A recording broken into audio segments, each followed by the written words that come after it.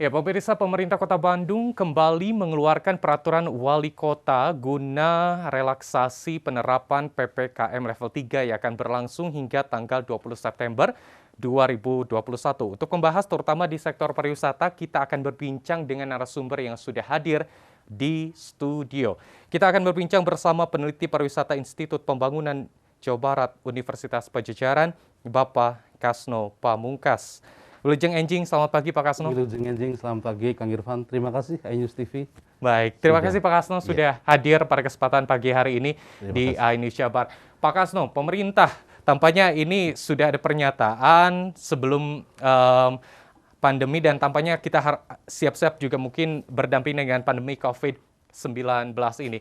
Namun ada satu yang menarik adalah perpanjangan ini tentunya akan berdampak dengan berbagai sektor.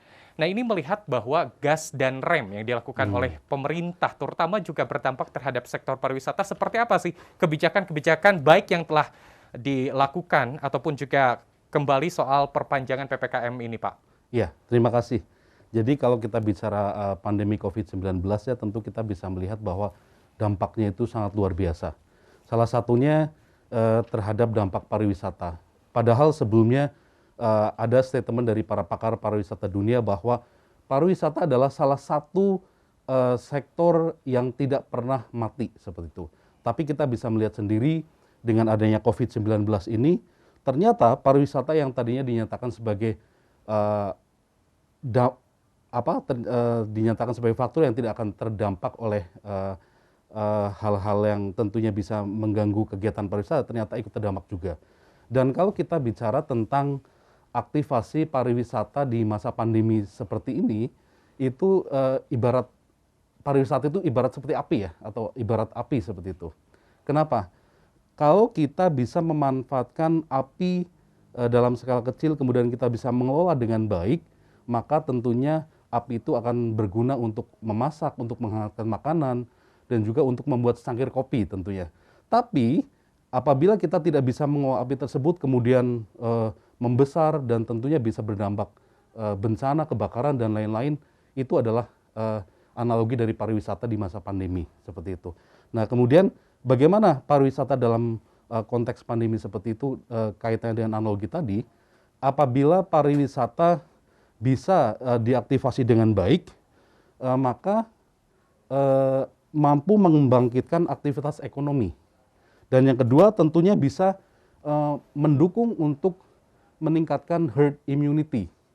Nah, ini adalah aspek implisit dari aktivasi pariwisata masa pandemi ini. Dan yang ketiga tentunya aktivasi pariwisata di daerah, di kabupaten kota atau di provinsi itu akan mendorong international tourism zoning seperti itu.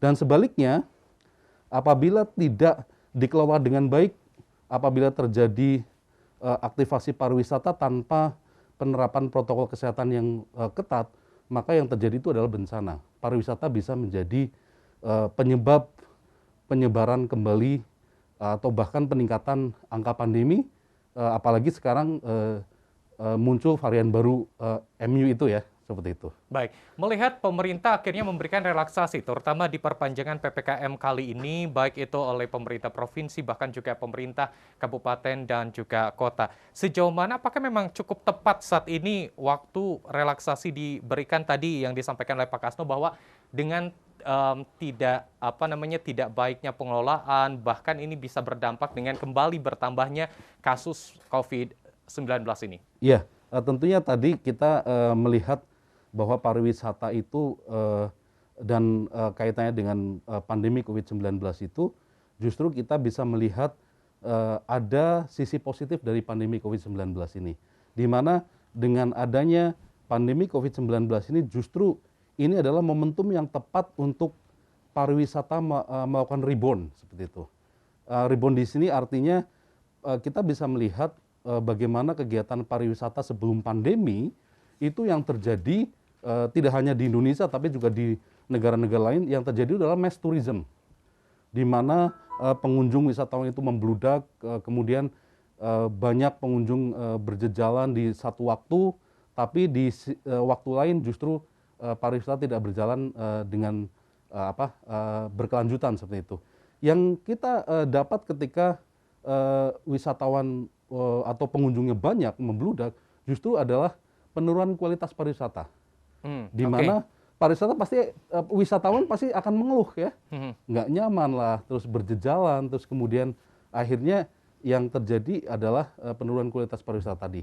Beda dengan nanti ke depannya ketika pandemi ini menjadi momentum rebound untuk pariwisata, justru ke depannya yang harusnya kita terapkan adalah pariwisata berkelanjutan yang tentunya meningkatkan kualitas pariwisata itu sendiri. Oke, Seperti itu. jadi harus ada upaya bagaimana pariwisata ini kembali dibuka tetapi berdampingan dengan pandemi ini. Betul, betul sekali. Tentunya eh, harus ada beberapa langkah yang dilakukan oleh baik pemerintah, kemudian pengelola pariwisata, kemudian masyarakat atau wisatawan itu sendiri. Oke, kita tahan dulu, Iya, Pak. Langkah seperti apa sebetulnya yang tepat? Apakah hanya tadi, oke silahkan dengan pembukaan, tetapi masyarakat yang boleh masuk hanya sekian persen. betul, Anak di bawah umur 12 tahun tidak boleh masuk. betul. Nah, seperti apa penerapan yang juga ataupun juga gas rem yang dilakukan oleh pemerintah ini melalui sektor pariwisata?